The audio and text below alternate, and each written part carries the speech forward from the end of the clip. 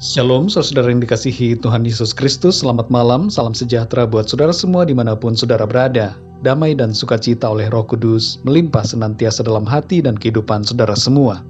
Sebelum kita mendengarkan renungan firman Tuhan, mari sama-sama kita berdoa. Bapa kami yang di surga, Bapa di dalam nama Tuhan Yesus Kristus, kami mengucap syukur untuk pertolongan dan pimpinan Tuhan di sepanjang hari ini. Tuhan sudah menyertai kami dari pagi hingga malam ini. Kami mengucap syukur untuk segala kebaikan-Mu Tuhan. Dan saat ini kami mau mendengarkan kembali firman-Mu. Urapilah kami Tuhan, jamahlah hati kami. Jadikan kami pribadi yang dengan sukacita mau menerima dan dibentuk oleh firman-Mu. Terima kasih Tuhan, dalam nama Tuhan Yesus kami berdoa. Haleluya, amin.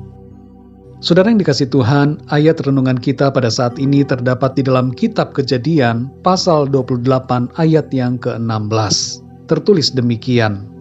Ketika Yakub bangun dari tidurnya, berkatalah ia, "Sesungguhnya Tuhan ada di tempat ini, dan aku tidak mengetahuinya."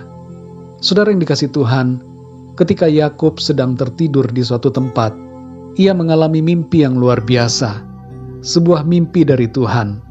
Itu adalah sebuah mimpi yang menggetarkan hati, dan mimpi yang memiliki arti dan pernyataan Tuhan yang kuat bagi dirinya. Yakub ketika itu seorang diri. Ia lari dari rumahnya karena takut kepada Esau, saudaranya. Sebab ia telah memanipulasi dan menipu sehingga berkat kesulungan diberikan ayahnya kepadanya. Dalam kegalauannya saat itu, dalam rasa kesendirian yang ia alami, dan perjalanan yang asing bagi dirinya, sebab itu adalah pertama kalinya ia pergi jauh dari orang tuanya, Yakub mengalami lawatan Tuhan yang penuh kasih secara pribadi. Melalui mimpi itu, Yakub menyadari akan adanya penyertaan Tuhan dalam hidupnya. Ia kemudian menamai tempat itu Betel. Saudara yang dikasih Tuhan, apa yang dialami oleh Yakub merupakan sebuah refleksi buat kita semua secara pribadi. Ada pesan dan makna yang begitu dalam dari kisah ini buat kita semua. Ada kalanya saudara, kita merasa sendirian. Kita berada dalam keadaan yang tidak pasti. Malam terasa begitu kelam dan panjang. Kita merasa terasing dan tidak ada yang menemani. Kita merasa tidak ada siapa-siapa. Tidak ada seorang pun yang dapat kita andalkan. Bahkan kita merasa Tuhan begitu jauh. Tapi di sini saudara, kita belajar satu hal, bahwa Tuhan selalu ada bersama dengan kita. Yakub mendapat belas kasihan Tuhan, meskipun ia sudah melakukan kesalahan. Saudara yang dikasih Tuhan, Tuhan mengasihi kita ketika kita masih berdosa. Bahkan ia rela berkorban bagi kita untuk menebus dan membenarkan kita. Itu semua ia lakukan oleh karena kasih-Nya yang teramat besar kepada kita. Saudara yang terkasih, apapun keadaan kita saat ini, ketahuilah bahwa Tuhan mengasihi dan peduli kepada kita.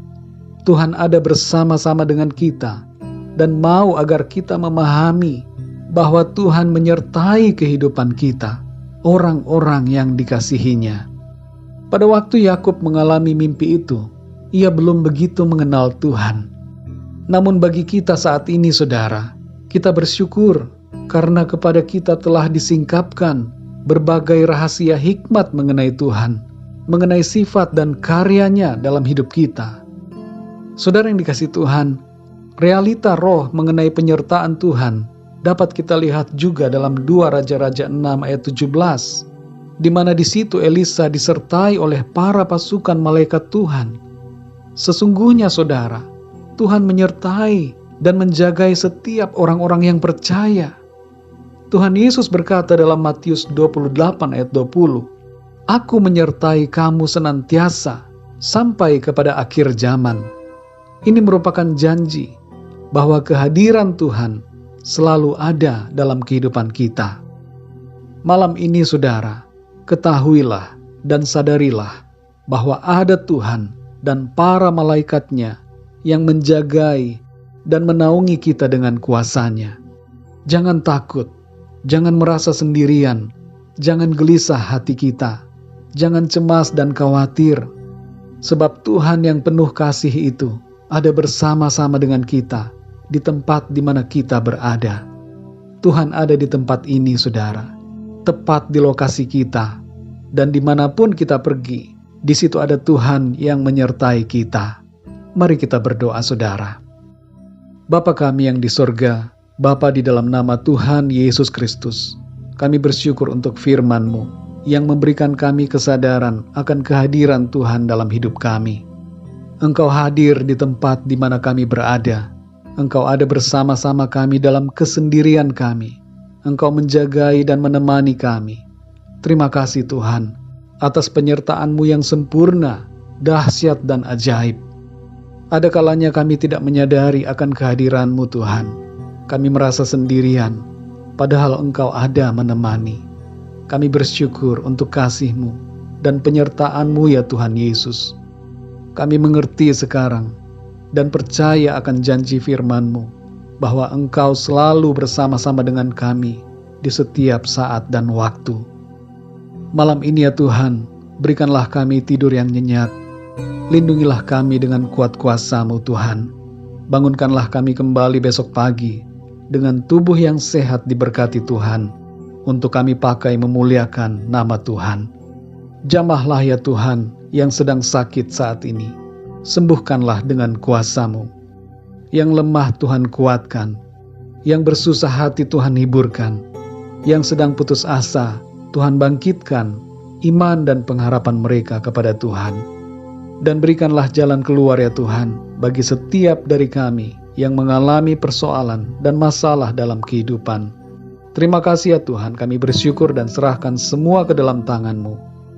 Kami percaya kami terima jawaban Tuhan, kami terima pertolongan Tuhan, dan mujizat Tuhan terjadi dalam hidup kami.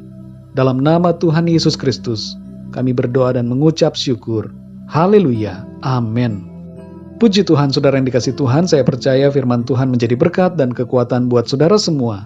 Dan Roh Kudus akan menolong saudara untuk lebih lagi memahami kebenaran firman Tuhan. Tuhan Yesus memberkati saudara semua. Selamat malam dan sampai jumpa dalam renungan yang berikutnya. Haleluya. Yesus, ku sembah Kau, sujud di hadapan-Mu. Keinginan